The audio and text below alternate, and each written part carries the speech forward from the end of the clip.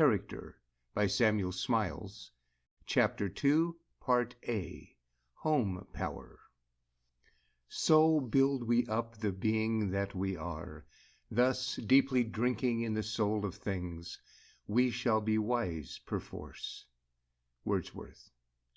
The mill streams that turn the clappers of the world arise in solitary places. Helps. In the course of a conversation with Madame Capin, Napoleon Bonaparte remarked, "The old systems of instruction seem to be worth nothing. What is yet wanting in order that the people should be properly educated?" "Mothers," replied Madame Capin. The reply struck the emperor. "Yes," said he, "here is a system of education in one word. Be it your care, then, to train up mothers who shall know how to educate their children." Amy Martin. Lord, with what care hast thou begirt us round! Parents first season us, then schoolmasters deliver us to laws. They send us bound to rules of reason. George Herbert. Home is the first and most important school of character. It is there that every human being receives his best moral training, or his worst.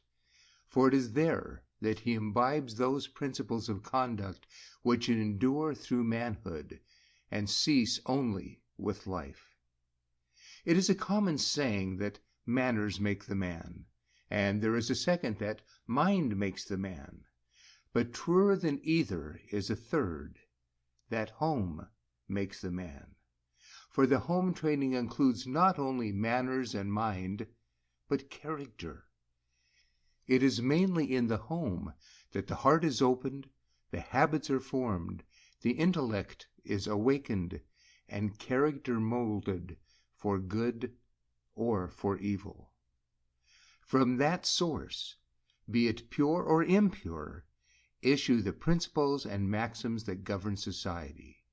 Law itself is but the reflex of homes. The tiniest bits of opinion sown in the minds of children in private life afterwards issue forth to the world and become its public opinion. For nations are gathered out of nurseries, and they who hold the leading strings of children may even exercise a greater power than those who wield the reins of government. It is in the order of nature that domestic life should be preparatory to social, and that the mind and character should first be formed in the home. There, the individuals who afterwards form society are dealt with in detail and fashioned one by one. From the family they enter life, and advance from boyhood to citizenship. Thus the home may be regarded as the most influential school of civilization. For after all, civilization mainly resolves itself into a question of individual training, and according as the respective members of society are well or ill trained in youth, so will the community which they constitute be more or less humanized and civilized. The training of any man, even the wisest, cannot fail to be powerfully influenced by the moral surroundings of his early years. He comes into the world helpless and absolutely dependent upon those about him for nurture and culture. From the very first breath he draws, his education begins. When a mother once asked a clergyman when she should begin the education of her child, then 4 years old, he replied, "Madam, if you have not already begun, you have lost those 4 years. From the first smile that gleams upon an infant's cheek, your opportunity begins." But even in this case, the education had already begun, for the child learns by simple imitation, without effort, almost through the pores of the skin. "A fig tree looking on a fig tree becometh fruitful," says the Arabian proverb, and so it is with children. Their first great instructor is example.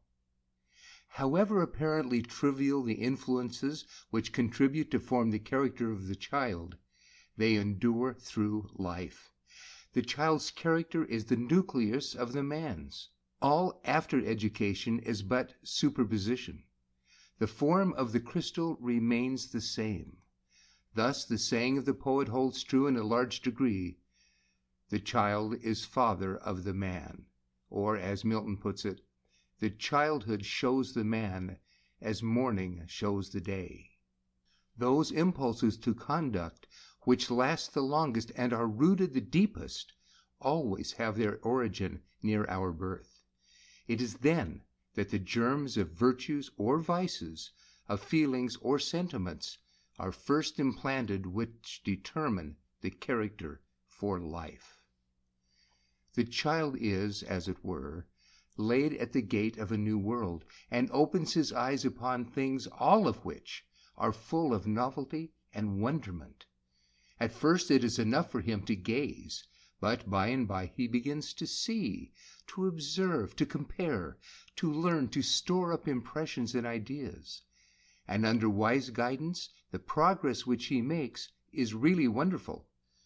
Lord Brougham has observed that between the ages of 18 and 30 months, a child learns more of the material world, of his own powers, of the nature of other bodies, and even of his own mind and other minds, than he acquires in all the rest of his life.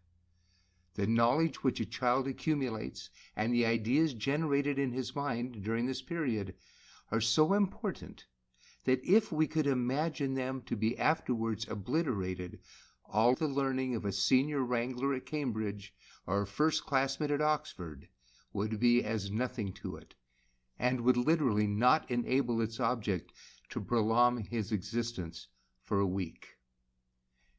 It is in childhood that the mind is most open to impressions and ready to be kindled by the first spark that falls into it. Ideas are then caught quickly and live lastingly. Thus Scott is said to have received his first bent towards ballad literature from his mother's and grandmother's recitations in his hearing long before he himself had learned to read. Childhood is like a mirror, which reflects in after life the images first presented to it. The first thing continues forever with the child.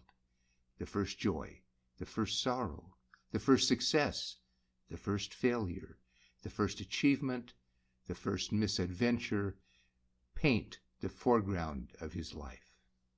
All this while, too, the training of character is in progress, of the temper, the will, and the habits, on which so much of the happiness of human beings in after life depends.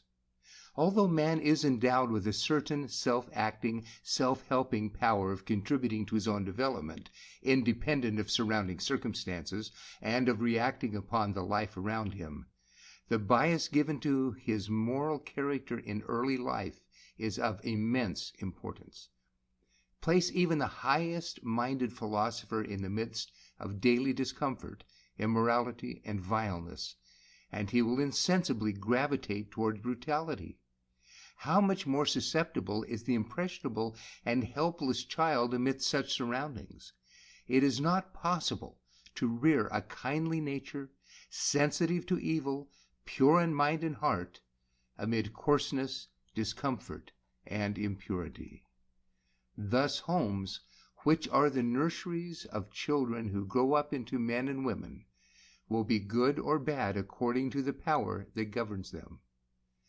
Where the spirit of love and duty pervades the home, where head and heart bear rule wisely there, where the daily life is honest and virtuous, where the government is sensible, kind, and loving, then may we expect from such a home an issue of healthy, useful, and happy beings, capable, as they gain the requisite strength, of following the footsteps of their parents, of walking uprightly, governing themselves wisely, and contributing to the welfare of those about them. On the other hand, if surrounded by ignorance, coarseness, and selfishness, they will unconsciously assume the same character, and grow up to adult years rude, uncultivated, and all the more dangerous to society if placed amidst the manifold temptations of what is called civilized life. Quote, "Give your child to be educated by a slave," said an ancient Greek, "and instead of one slave, you will then have two." End quote. The child cannot help imitating what he sees.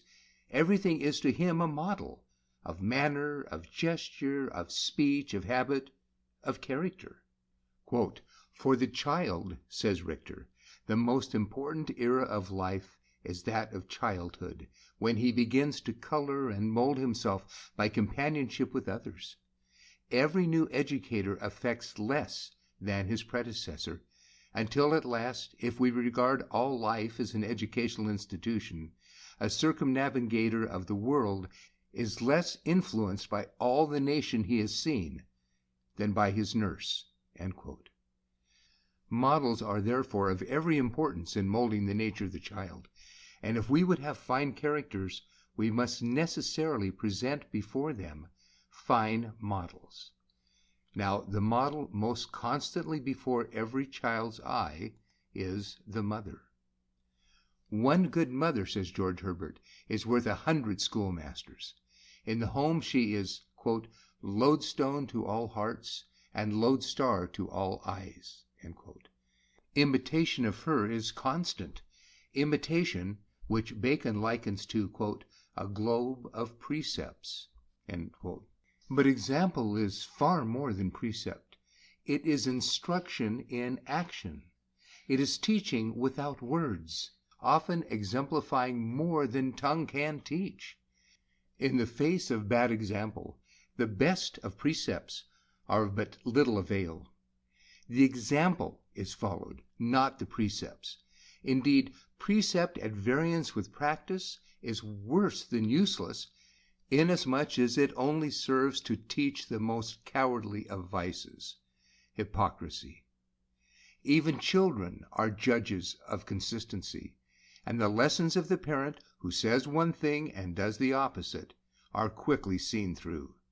The teaching of the friar was not worth much who preached the virtue of honesty with a stolen goose in his sleeve. By imitation of acts, the character becomes slowly and imperceptibly, but at length, decidedly formed. The several acts may seem in themselves trivial, but so are the continuous acts of daily life. Like snowflakes, they fall unperceived. Each flake added to the pile produces no sensible change, and yet the accumulation of snowflakes makes the avalanche. So do repeated acts, one following another, at length become consolidated in habit, determine the action of the human being for good or for evil, and, in a word, form the character. It is because the mother, far more than the father, influences the action and conduct of the child, that her good example is of so much greater importance in the home. It is easy to understand how this should be so. The home is the woman's domain, her kingdom, where she exercises entire control. Her power over the little subjects she rules there is absolute. They look up to her for everything. She is the example and model constantly before their eyes, who they unconsciously observe and imitate. Cowley, speaking of the influence of early example and ideas early implanted in the mind, compares them to letters cut in the bark of a young tree, which grow and widen with age. The impressions then made, however slight they may seem, are never effaced. The ideas then implanted in the mind are like seeds dropped into the ground, which lie there and germinate for time, afterwards springing up in acts and thoughts and habits. Thus the mother lives again in her children. They unconsciously mold themselves after her manner, her speech, her conduct, and her method of life. Her habits become theirs, and her character is visibly repeated in them. This maternal love is the visible providence of our race. Its influence is constant and universal. It begins with the education of the human being at the outstart of life, and is prolonged by virtue of the powerful influence which every good mother exercises over her children through life. When launched into the world, each to take part in its labors, anxieties, and trials, they still turn to their mother for consolation, if not for counsel, in their time of trouble and difficulty. The pure and good thoughts she has implanted in their minds when children continue to grow up into good acts long after she is dead. And when there is nothing but a memory of her left, her children rise up and call her blessed. It is not saying too much to aver that the happiness or misery, the enlightenment or ignorance, the civilization or barbarism of the world depends in a very high degree upon the exercise of woman's power within her special kingdom of home. Indeed, Emerson says broadly and truly that, quote, a sufficient measure of civilization is the influence of good women, end quote. Posterity may be said to lie before us in the person of the child in the mother's lap. What that child will eventually become mainly depends upon the training and example which is received from his first and most influential educator. Woman, above all other educators, educates humanly. Man is the brain, but woman is the heart of humanity. He is the judgment, she is the feeling. He its strength, she its grace, ornament, and solace. Even the understanding of the best woman seems to work mainly through her affections. And thus, though man may direct the intellect, woman cultivates the feelings which mainly determine the character.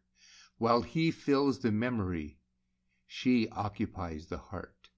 She makes us love what he can only make us believe, and it is chiefly through her that we are enabled to arrive at virtue. End of section 5.